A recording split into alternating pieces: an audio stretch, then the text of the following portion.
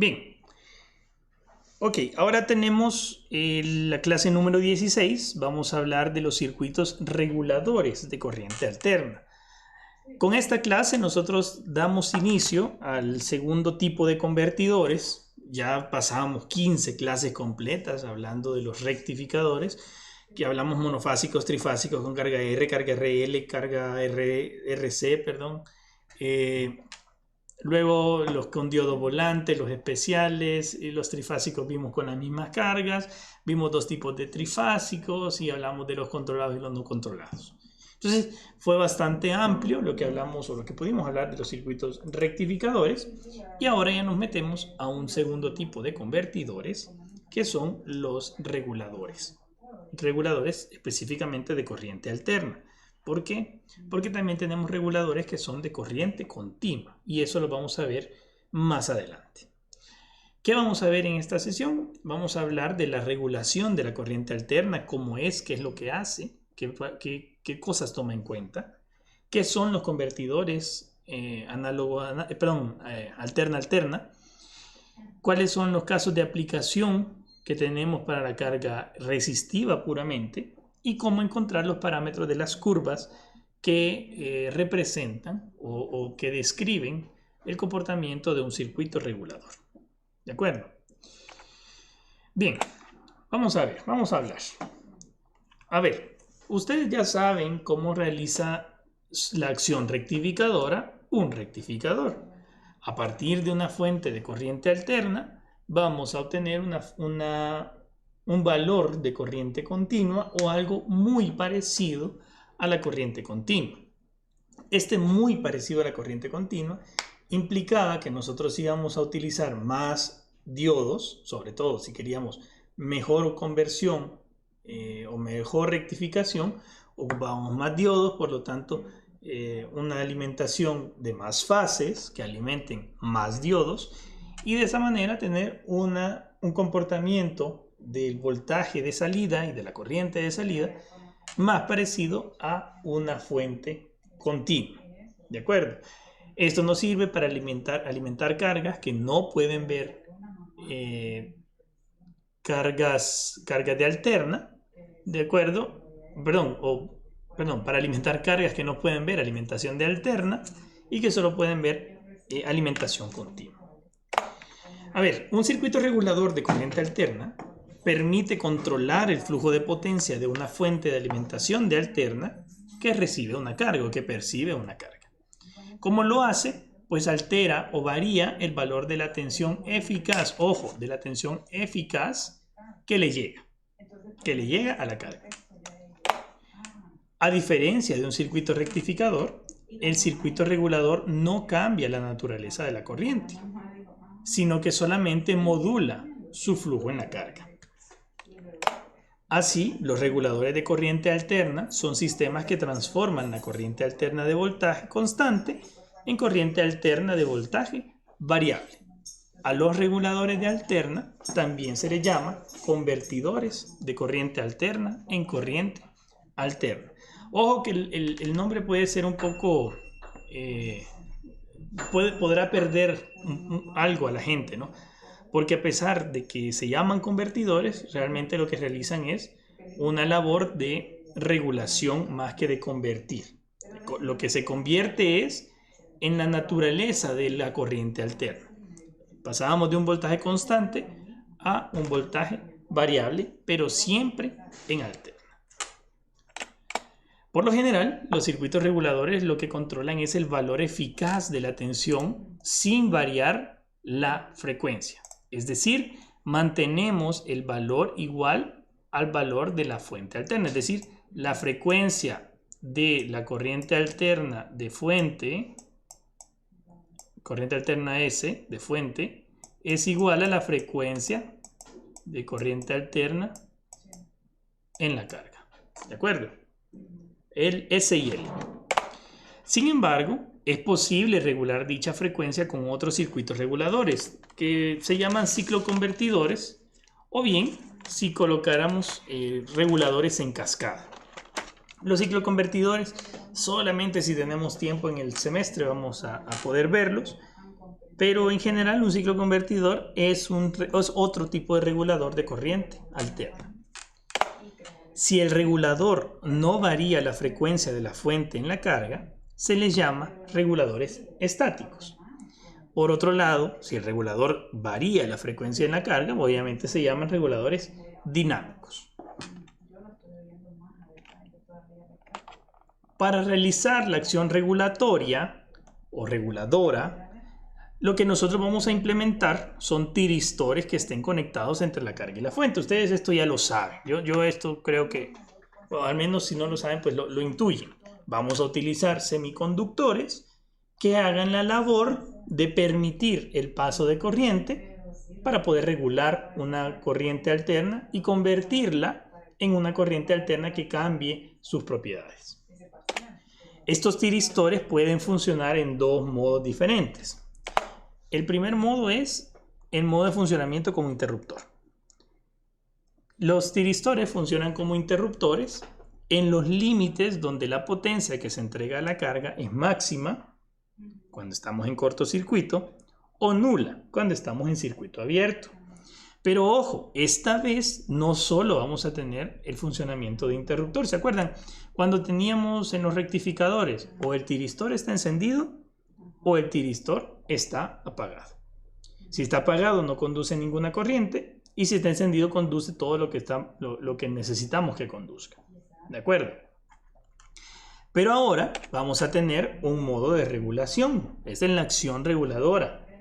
El regulador el semiconductor, el tiristor, puede funcionar como regulador en cualquier estado intermedio entre la carga máxima o la carga nula de potencia, entre la entrega máxima o la entrega nula de potencia a la carga. ¿Qué significa esto? Miren, si usted tiene un tiristor que no lo dispara nunca, ¿cuánta potencia le está entregando a la carga? Si usted no dispara nunca un tiristor, ¿cuánta potencia le está entregando a la carga?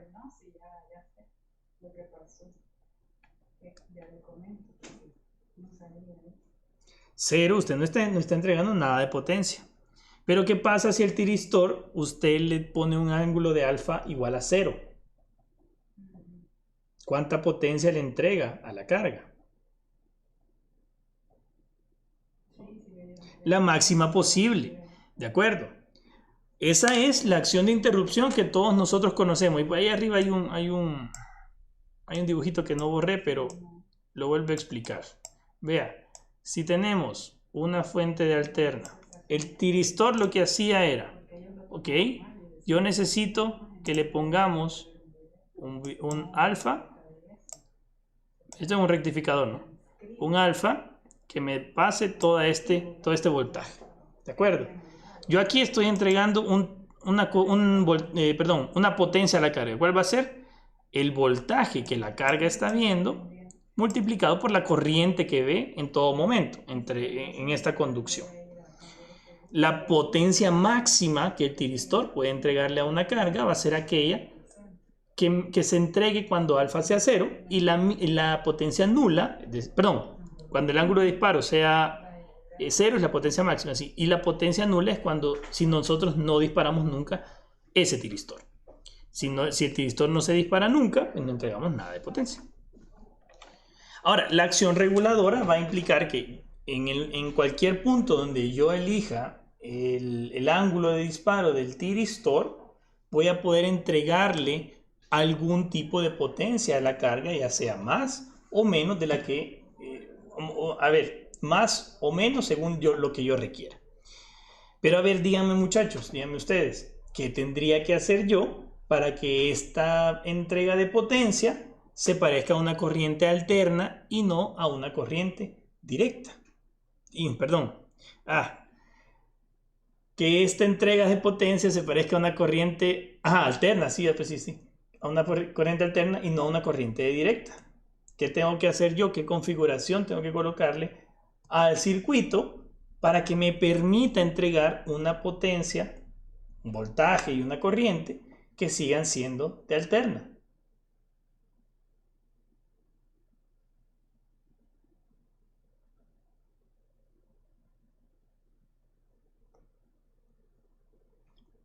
en qué se va a diferenciar la acción rectificadora de la acción reguladora.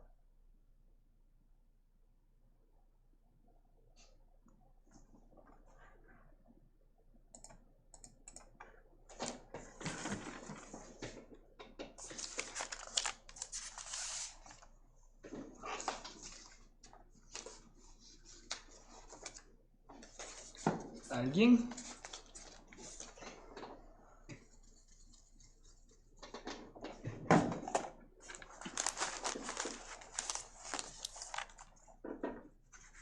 Hola, hola.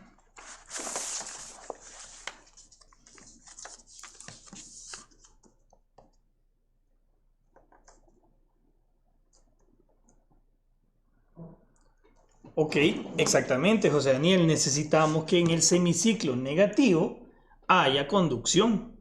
¿Por qué? Porque de esa manera, pues yo también voy a poder comparar una potencia entregada o un voltaje entregado y una corriente entregada a la carga que siga siendo de alterna, dependiendo de donde haya otro disparo. Ok, podríamos poner dos tiristores para incluir ambos semiciclos. ¿Y cómo pondríamos esos dos tiristores, José Pablo?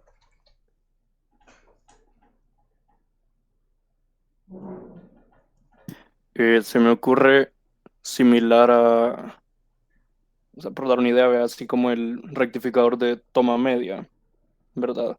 Uno tendría que estar orientado para cada semiciclo. Ok, excelente. O como lo conocemos en ingeniería eléctrica, en antiparalelo.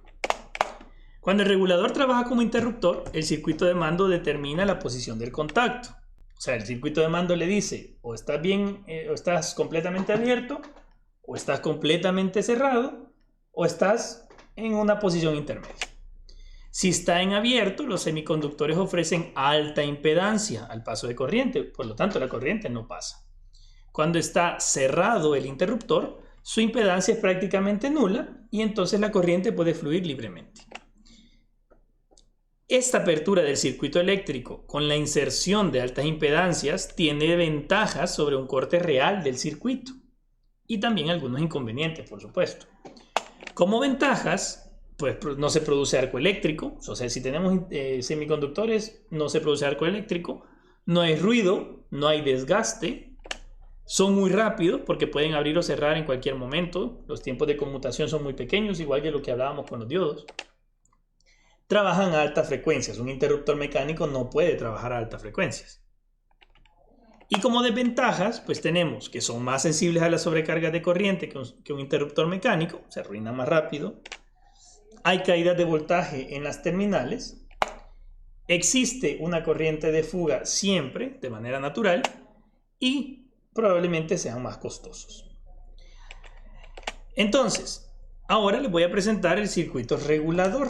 Los interruptores electrónicos son SCR conectados en antiparalelo, justamente como estábamos hablando, o como decía José Pablo. Uno que esté en dirección del flujo del semiciclo positivo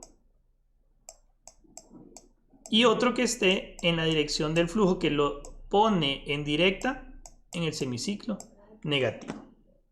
A ver, alguien de los que ya sabe de electrónica y ha trabajado con circuitos electrónicos de potencia, me dice cómo se llama este tipo de dispositivo.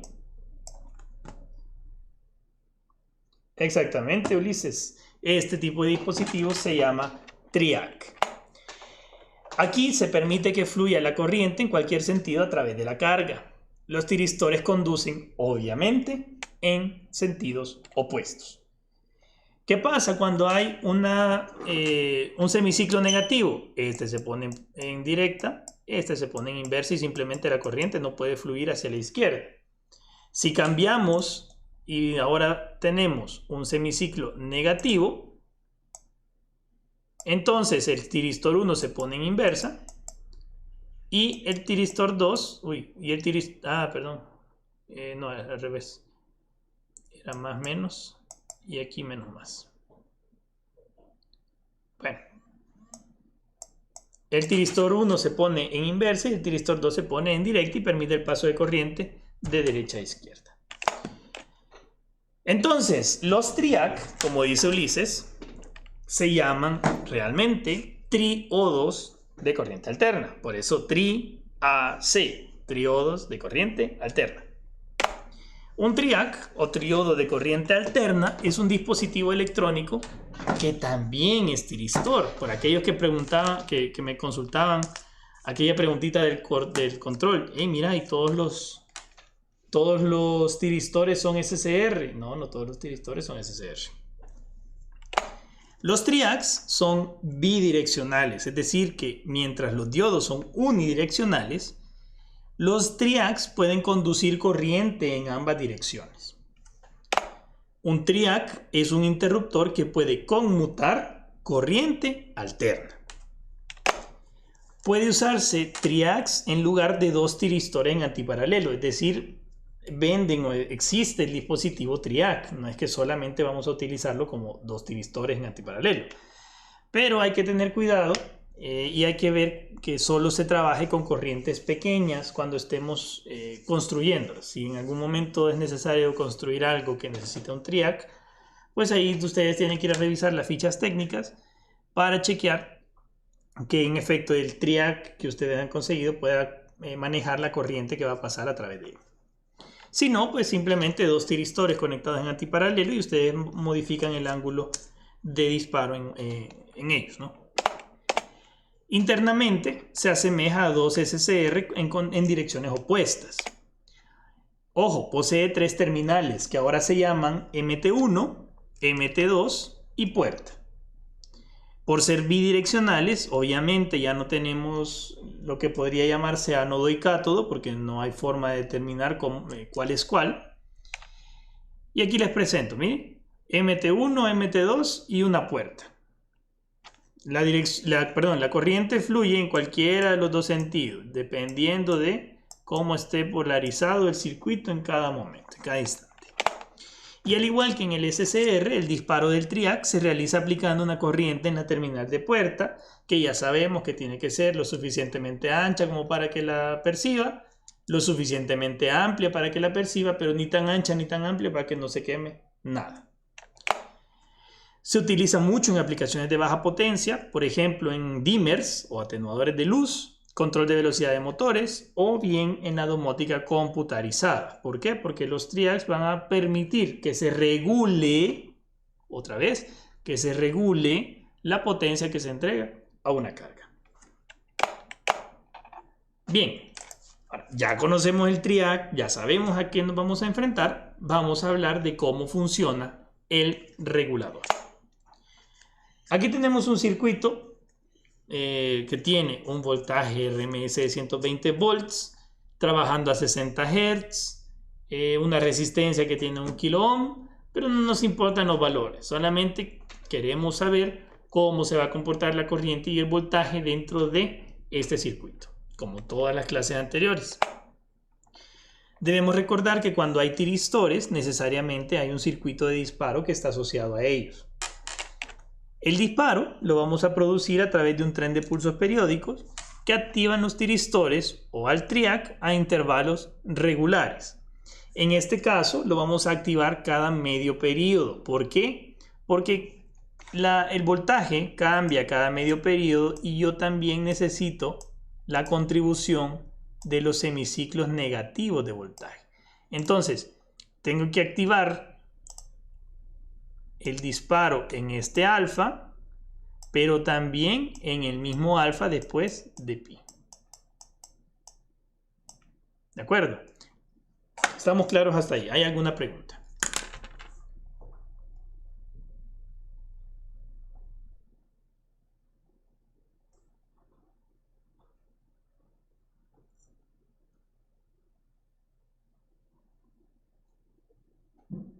¿Dudas?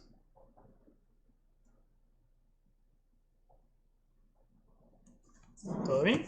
Chivo. Ok, el funcionamiento del regulador es similar al de un rectificador controlado de media onda. ¿Cómo funcionaba el rectificador controlado de media onda? Simplemente obviábamos una de las ondas, en el caso de la clase que veíamos, obviábamos la media onda negativa y nos centrábamos en la generación, entre comillas, de una corriente directa a partir de una curva de voltaje de alterna solamente en el semiciclo positivo. En este caso, sin embargo, la corriente que percibe la carga va a tener también ciclos positivos y negativos. Vamos a analizar el circuito para cada uno de los tramos de conducción y no conducción de los tiristores, siempre que tengamos una carga puramente resistiva. Ojo, carga puramente resistiva. El voltaje y la corriente van a estar en fase para este caso. Bien, veamos. En tiempo menor que 0, es decir, cuando el circuito no se ha conectado, pues no vamos a tener nada. Todo va a estar en 0. Voltaje, la corriente en la carga van a ser 0. No conduce nada, nada está polarizado en directa, nada está realmente polarizado en inversa. Simplemente la fuente no existe. ¿De acuerdo? No está conectado. Antes de conectar el circuito no funciona nada. Ninguno de los tiristores está polarizado, ni se aplica una corriente en la puerta. La carga no percibe ni voltaje ni corriente. Ahora, ¿qué va a pasar entre 0 y el ángulo de disparo alfa? Entre 0 y el ángulo de disparo alfa, y asumiendo que nuestra fuente inicia en un valor positivo de voltaje, pues vamos a estar en el semiciclo positivo, ¿no? Por lo tanto, si estamos en el semiciclo positivo, se polariza en directa el S1 y se polariza en inversa el S2. Si está polarizada en inversa, el tiristor S2 no existe y la corriente se va por el lado de arriba, donde tenemos el S1. ¿La corriente? No, la corriente no. ¿Por qué? Porque todavía no hemos aplicado un disparo al tiristor. Entonces, la corriente no es cierto que exista. Lo que existe es nada más una polarización directa del tiristor. El voltaje antes de alfa es 0. ¿Estamos claros? En semiciclo positivo, por efecto de la fuente, S1 se polariza en directa y S2 en inversa. Como no ha habido disparo, el S1 no conduce. La carga percibe voltaje y corriente igual a 0. Ahora, ¿qué pasa cuando llegamos al omega t igual a alfa, al ángulo alfa? Ahí sí, como el tiristor S1 estaba polarizado en directa, en alfa activamos al tiristor S1, la puertecita del tiristor S1, y también al tiristor S2. Obviamente, porque es la misma puerta si estamos hablando de un triac. Pero como este estaba polarizado en inversa, este no conduce, sigue sin existir, y hoy sí, la corriente pasa por el ramal de arriba. En alfa, entonces el voltaje de la fuente va a ser igual al, el voltaje de la carga va a ser igual al voltaje de la fuente. ¿Ve sub O? ¿Ve sub O? Y nos montamos en el voltaje de la fuente. Estamos en semiciclo positivo, disparamos el tiristor, S1 sigue polarizado en directa, S2 en inversa, por lo tanto S1 conduce, la carga comienza a percibir el valor de voltaje y la corriente en la fuente. ¿A dónde llega la corriente? Bueno, como están en fase, la corriente va a tener la misma forma de voltaje de la fuente, o de la corriente de la fuente, no igual, solamente que es más pequeña. ¿Sí? Que lo vamos a ver en la siguiente. Ahora, entre alfa y pi, que es cuando termina el primer semiciclo positivo, seguimos en semiciclo positivo, S1 sigue polarizado en directa, la corriente sigue fluyendo por el ramal de arriba, se mantiene en conducción, la carga se mantiene percibiendo el valor de voltaje y corriente de la fuente, hasta que llegamos a pi. En pi cierra el semiciclo positivo y en ese punto el tiristor deja de conducir. Tenemos un alfa, voltaje y corriente de 0, en alfa el voltaje de la carga es igual al voltaje de la fuente, y en pi pues el voltaje de la carga se percibe igual a 0. Ahora, ¿y la corriente? Me van a preguntar. La corriente tiene una forma similar al voltaje de la fuente, ¿no? Y vamos a empezar en un valor más arriba, obviamente, porque veníamos de acá, ¿no? Lo punteado no existe, sino que empieza hasta que haya una conducción real. ¿De acuerdo? También va a parar en 180 grados o bien en pi. Ahora, en omega t igual a pi, termina el semiciclo positivo, inicia el semiciclo negativo, S1 y S2 hacen transición de estado, por lo cual S2 se polariza en directa y S1 en inversa. S1 deja de conducir y la carga no percibe ni voltaje ni corriente en ese puntito, en ese instante nada más. Ahora, en pi menor que omega t y menor que alfa menos pi, perdón, más pi, es decir, entre el tramo de pi y que se vuelva a disparar el tiristor en este alfa más pi,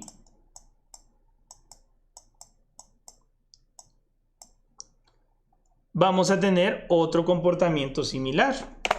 Seguimos en el semiciclo negativo, pero entonces esta vez quien ya no existe es el S1. Quien empieza a conducir porque se ha polarizado en directa es el S2. La corriente va a fluir por este lado para volver a la fuente por la parte de arriba. La resistencia va a percibir un voltaje y una corriente ¿de qué valor?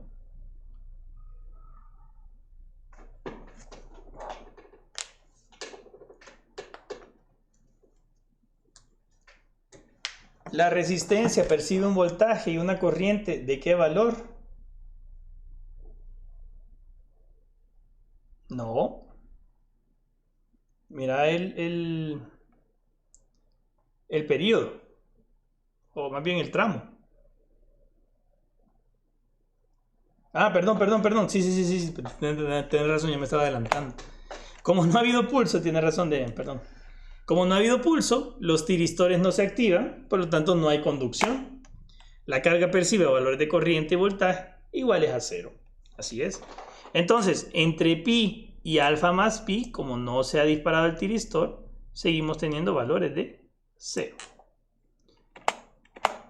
Pero en pi más alfa, ¿qué pasa? Ahí hay otro disparo del tiristor o del triac, pues. Solo que de S2, no de S1. Disparamos S1, sí, pero estamos polarizados en inversa, por lo tanto el tiristor S1 nunca va a conducir. En semiciclo negativo, seguimos, hay un nuevo disparo en alfa más pi, y ahora sí, el voltaje que va a percibir la carga, perdón, no es más menos, el del otro lado, ¿qué tipo de voltaje va a percibir la carga en este tramo? Si la corriente fluye para el otro lado.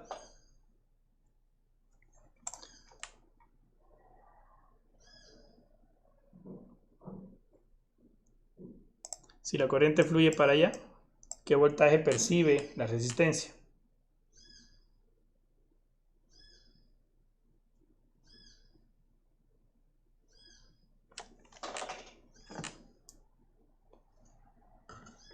Es del ciclo negativo de la fuente, es decir, un voltaje y corriente negativo. Así es. Acuérdense que estamos referenciándonos con tierra. Sí, correcto, Saed. Igual al de la fuente, pero ahora negativo. Entonces tenemos menos más porque la corriente va de más a menos. ¿De acuerdo? Bye. Entonces, en alfa más pi, desde pi hasta alfa más pi tenemos 0. Y en alfa más pi empezamos a conducir. La carga entonces vuelve a percibir voltaje y corriente de la fuente y su valor es negativo. Entre pi más alfa y 2pi, pues ahora termina el semiciclo negativo, seguimos ahí, y la carga seguirá percibiendo los valores de la fuente y del voltaje, de la fuente de voltaje y corriente, hasta que la curva haga un nuevo cruce por 0. Simplemente teníamos de 0 hasta alfa más pi, solo voy a poner alfa, voltaje de fuente, llegamos a 0 y aquí volvemos a dejar de conducir y repetimos el ciclo. La corriente pues va a tener la misma forma de onda que tiene el voltaje y por lo tanto empezamos por aquí. Uy, perdón.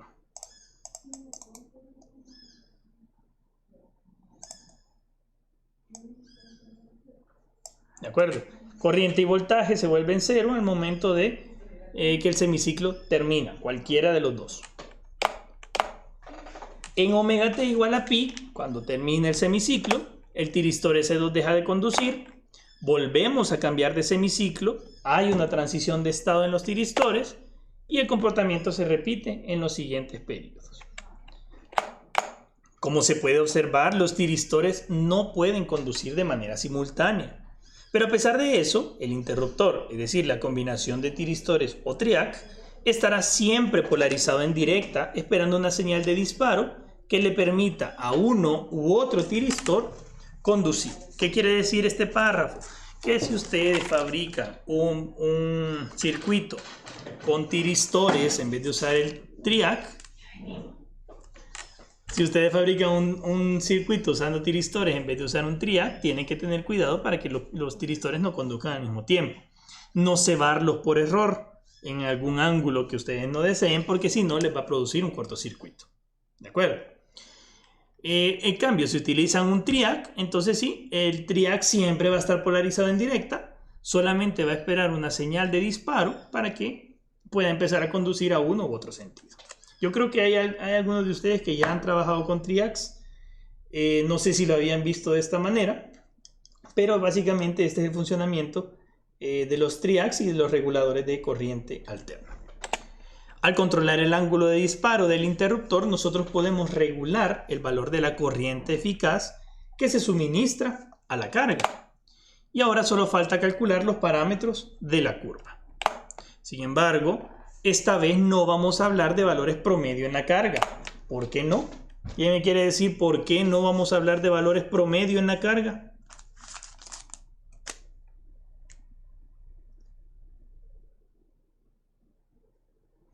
Exactamente, Ulises, porque los valores promedio de cualquier señal alterna periódica es cero. La señal senoidal tiene un valor promedio cero, voltaje promedio cero. ¿Sí está claro? ¿Hay alguien que no lo vea? ¿Dudas? ¿Estamos claros en esto? Las señales de alterna, que además son periódicas y van por los mismos valores máximos y mínimos, tienen un valor de voltaje promedio igual a cero y por lo tanto también su valor de corriente promedio.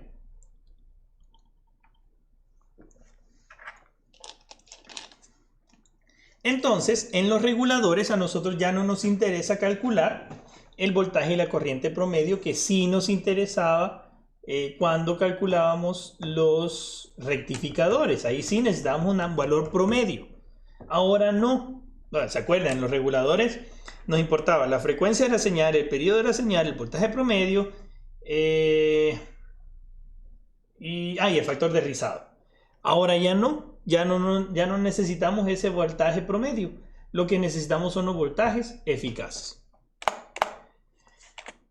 Ya que los SCR se activan durante intervalos regulares de tiempo, los valores promedio de voltaje y corriente son iguales a cero. En el caso de la regulación de corriente alterna, al ser la salida una señal periódica que crece y decrece a intervalos regulares, el parámetro que nos interesa es el de voltaje y corriente eficaces, que van a ser diferentes de cero.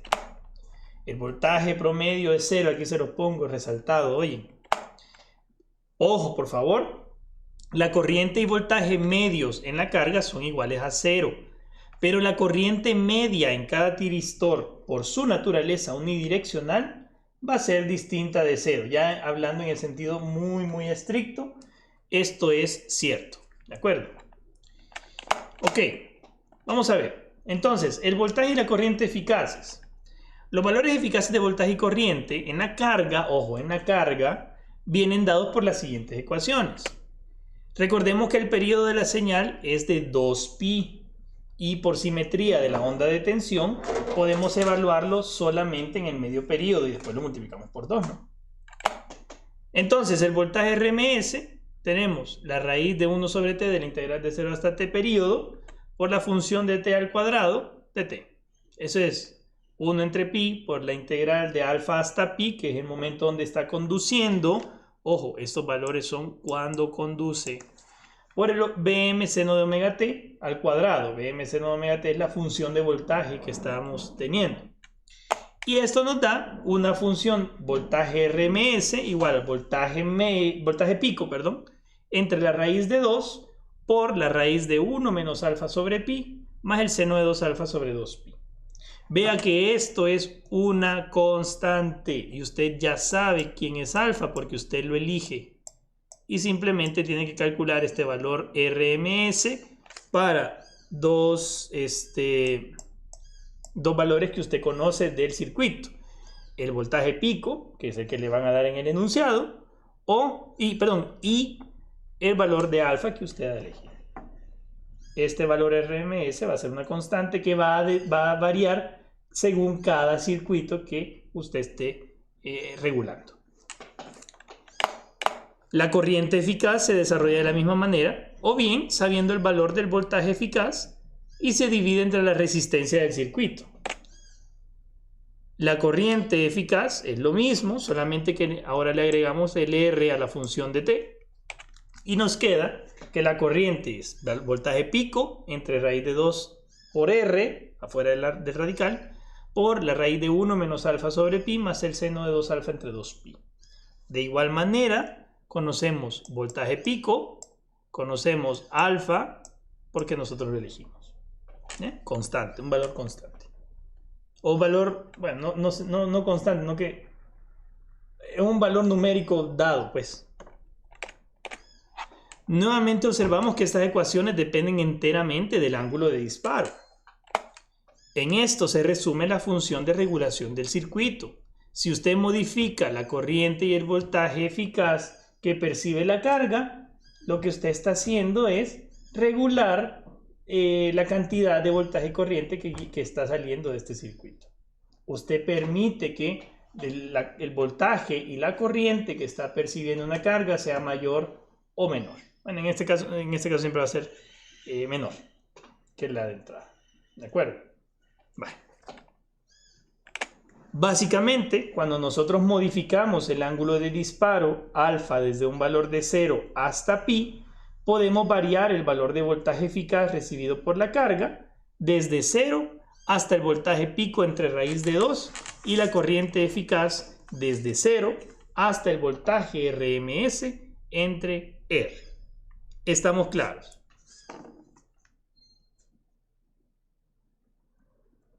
¿Hay alguna pregunta?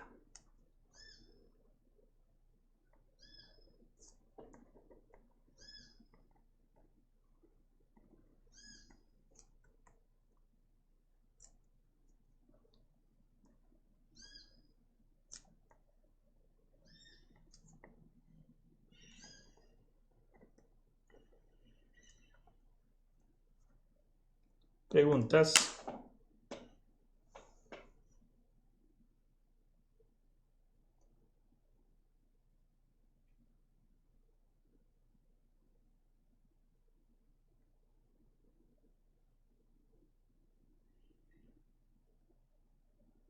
¿Nada? Vale. Ok, y los intervalos de conducción. De lo anterior nosotros podemos definir el voltaje en la carga según los intervalos de conducción de los tiristores de esta manera. El voltaje en carga va a ser igual al voltaje M seno de omega t entre alfa y pi y también entre alfa más pi y 2pi. Este es el semiciclo positivo de la señal de voltaje y este es el semiciclo negativo de la señal de voltaje. El tiristor S1 va a conducir en este primero, que ya les dije, está asociado con S1, y el tiristor 2 va a conducir en este otro tramo que tenemos en el semiciclo negativo.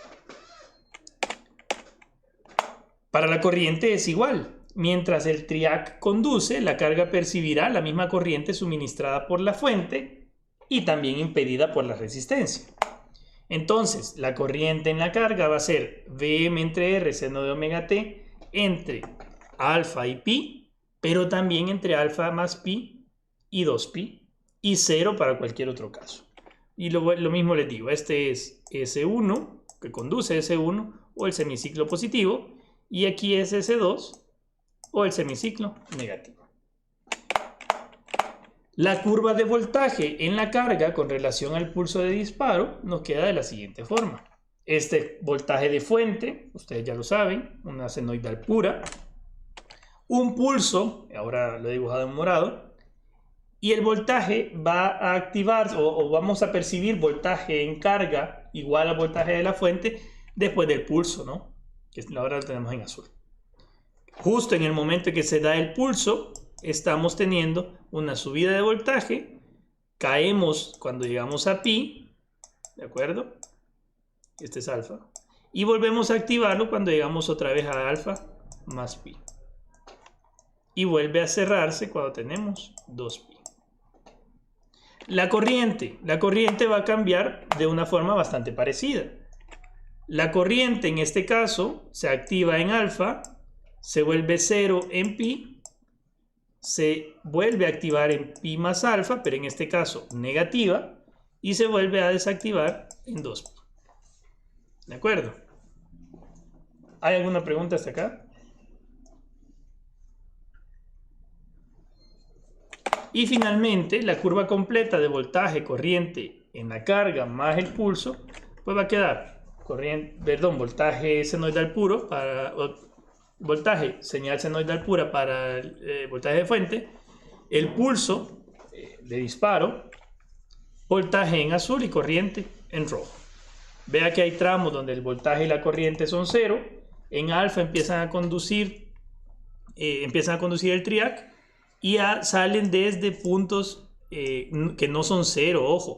¿Por qué? Porque, lo voy a dibujar por acá.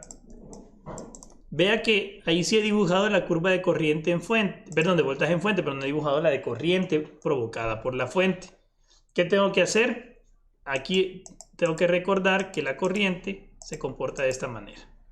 La corriente, si estuviéramos graficando la corriente provocada por la fuente, tenemos esta colita que no estamos considerando en el dibujo, pero que es por eso que viene desde ahí la corriente que estamos regulándole a la carga. Entonces la acción reguladora de un circuito con triacs implica que le vamos a entregar a la carga una potencia dada por un voltaje y una corriente según un ángulo de disparo que nosotros estamos eligiendo. ¿Hay alguna pregunta?